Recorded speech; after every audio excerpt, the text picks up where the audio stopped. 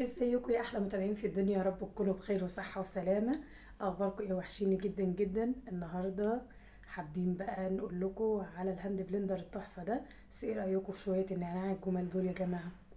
في القلب، بالله في القلب، تحفه. شويه نعناع اخضر كده حلوين، عملنا كوبايه شاي كده حلو عشان تعدل المزاج معانا. وهنحط فيها ورقه نعناع. تمام يا حبايبي كده، زي ما انتم شايفين كده. تعالوا اتفضلوا معايا بألف هنا. اتفضلوا. جميل تحفة. قبل بقى ما نبدأ مع بعض كده، هنصلي على سيدنا النبي عليه الصلاة والسلام. وهنبدأ مع بعض اوريكم القمر ده تحفة ده. ما شاء الله عليه يا جماعة، يعني ما يختلفش عليه اتنين. تمام. هاند بلندر من تورنيدو، ده مش اعلان يا جماعة على فكرة. ده يعني حابة ان انا اوريه لكم تستفيدوا بيه زي ما انا ما بستفاد بيه بالظبط. دي المكونات بتاعته دي طبعا. الموتور اللي هو بتاع الهاند بلندر زي ما شايفين حضراتكم كده اهو، 600 واط. تحفة جدا، ما شاء الله عليه في استخدامه وحش. تمام يا جماعة. هنا برضو السلاح بتاع الفرن اللي هو اليد بتاع الهاند بلندر اهو، زي ما انتم شايفين. دي بتتركب فيها، وده السلاح. على فكرة انا استخدمته قبل كده، وحابة ان شاء الله استخدمه مع حضراتكم في حاجات كتيرة جدا هنعملها مع بعض قريب. شوفوا شكله يا جماعة، الماتيريال بتاعه تحفة بجد. بيركب كده بكل سهولة زي ما شايفين حضراتكم كده اهو، تحفة بجد. وخامته حلوة جدا جدا. ده الكتالوج بتاعه. تمام. تورنيدو، خلوا بالكم يا جماعة، عندي منه خلاط، وعندي منه كبة، وعندي منه مطحنة، وعندي منه مضرب.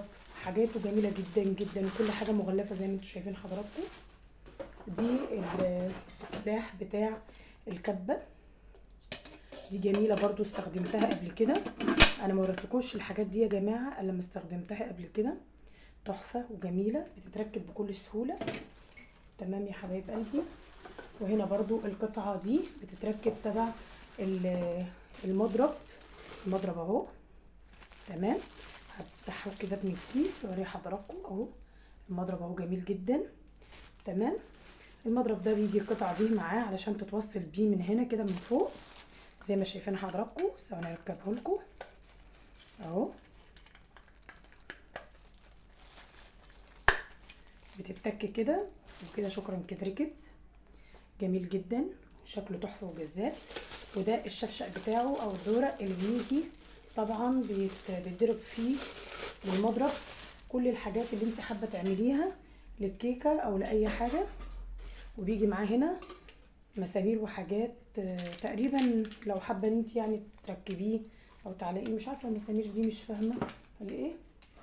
تمام كده زي ما انتم شايفين حضراتكم. ده كده بيشتغل مع بعضه بالشكل الجميل ده. وليه كمان احلى حاجه فيه كمان انه له هنا الفتحه دي بتبقى حلوه قوي وبتسهل عليكي الصب العصير او اي حاجه. تمام يا جماعه. ثواني بس كده هكتب لكم كل الحاجات بتاعته. ودي شهاده الضمان بتاعته يا جماعه زي ما حضراتكم شايفين، شهاده الضمان بتاعته. تمام كده. الكرتونه خلاص بتاعته، كرتونه كده تمام. هشيل بس الحاجات دي كلها. انا فهمت بقى كده يا جماعه المسامير دي لايه. علشان لو حابين ان انتوا تعلقوه في المطبخ يبقى شكله جميل جدا جدا اهو. العليقه بتاعته اهي. تمام. بيتحط هنا الهند وبيتحط هنا الحاجات بتاعته. تمام. ودي المسامير بتاعتها لو حابين ان احنا نحتاجها في يوم. والكتالوج والحاجات بتاعته دي يا جماعه هنشيلها دلوقتي على جنب.